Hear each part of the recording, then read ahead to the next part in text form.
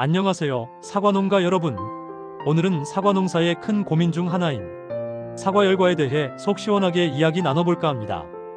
특히 2024년은 기상이변으로 인해 열과 피해가 유난히 심했죠. 그래서 2025년에는 어떻게 대비해야 할지 최신 관리법을 꼼꼼하게 알려드릴게요. 자, 그럼 함께 출발해볼까요? 열과 대체 왜 생기는 걸까요? 사과열과는 겉보기에 멀쩡하던 사과 껍질이 갑자기 쫙쫙 갈라지는 현상인데요.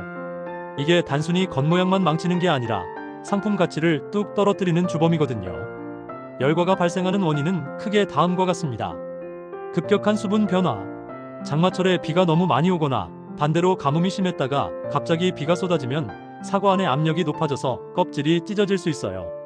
마치 풍선에 바람을 너무 많이 넣으면 터지는 것과 같은 원리죠.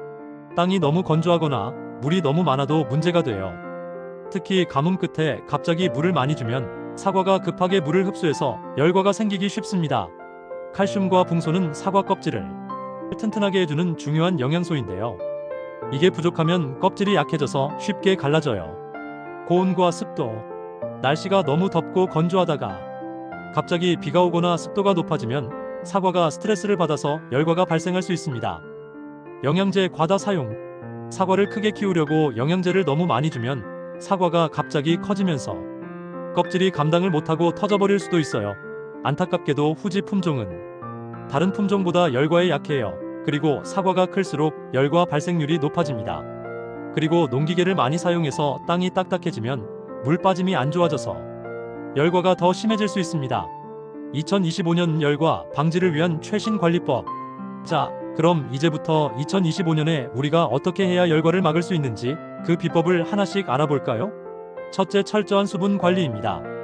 물 관리가 열과 방지의 핵심이에요. 규칙적으로 물을 줘서 땅이 마르지 않도록 점적 관수나 미세 스프링클러를 활용해 꾸준히 수분을 공급해주세요. 배수 시설을 철저히 정비하여 과수원에 물이 고이지 않고 잘 빠지도록 해야 합니다. 높은 이랑을 만들거나 배수로를 깊게 파서 물 빠짐을 좋게 해주세요. 토양의 수분 증발을 막고 갑작스러운 수분 변화를 완화하는 데 도움이 됩니다. 균형 잡힌 영양 관리로 사과 껍질을 튼튼하게 만드는데 필요한 영양소 공급이 중요합니다. 사과 껍질을 튼튼하게 해주는 칼슘과 붕소를 꾸준히 공급해주세요. 밑거름으로 주거나 연면 시비를 통해 잎에 직접 뿌려주는 것이 효과적입니다.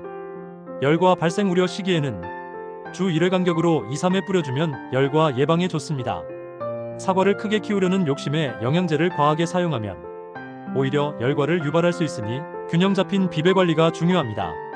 토양 검사를 통해 부족한 영양소를 파악하고 적절히 보충해주세요. 땅이 건강해야 나무 뿌리도 튼튼하게 자라고 수분 흡수도 원활해집니다. 토양이 딱딱해지는 것을 막고 물 빠짐을 좋게 하기 위해 퇴비나 부숙된 유기물을 꾸준히 넣어주세요. 농기계 사용을 최소화하여 토양 다짐을 줄이고 필요하다면 심경을 통해 토양의 물리성을 개선하는 것도 좋은 방법입니다. 신규 식재 시에는 홍로, 가몽처럼 열과에 강한 품종을 선택하는 것이 좋습니다. 각 품종의 특성을 고려하여 지역 환경에 맞는 품종을 선택하세요. 사과에 아주 작은 금이 가거나 열과 초기 증상이 보이면 바로 수확하는 것이 좋습니다.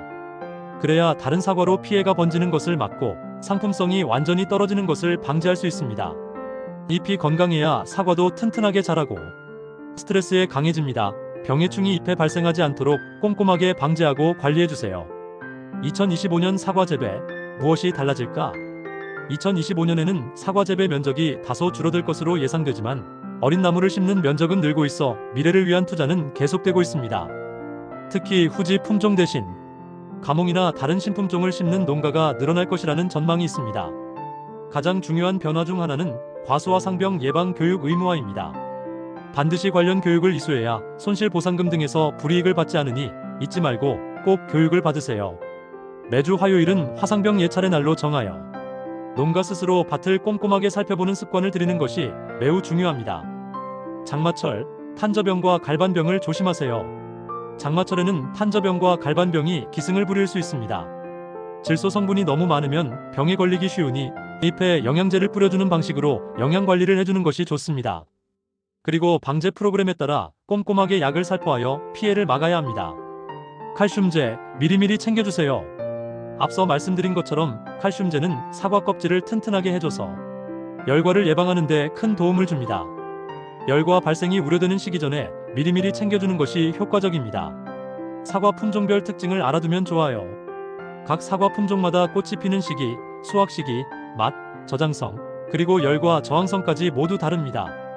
이런 특징들을 잘 파악하여 재배 계획을 세우는 것이 중요하며, 특히 기후 변화에 강하고 열과에 잘 견디는 품종을 선택하는 지혜가 필요합니다. 자, 오늘은 사과 열과 방지법에 대해 자세히 알아봤는데요. 어떠셨나요? 2024년의 아픔을 딛고 2025년에는 우리 모두 열과 걱정 없이 풍성한 수확을 거둘 수 있기를 간절히 바랍니다. 오늘 나눈 정보가 사과 농사에 큰 도움이 되셨으면 좋겠습니다. 혹시 더 궁금한 점이 있으시다면 언제든지 댓글로 남겨주세요. 그럼 다음에 또 유익한 정보로 찾아뵙겠습니다. 구독과 좋아요, 알림 설정 잊지 마시고요.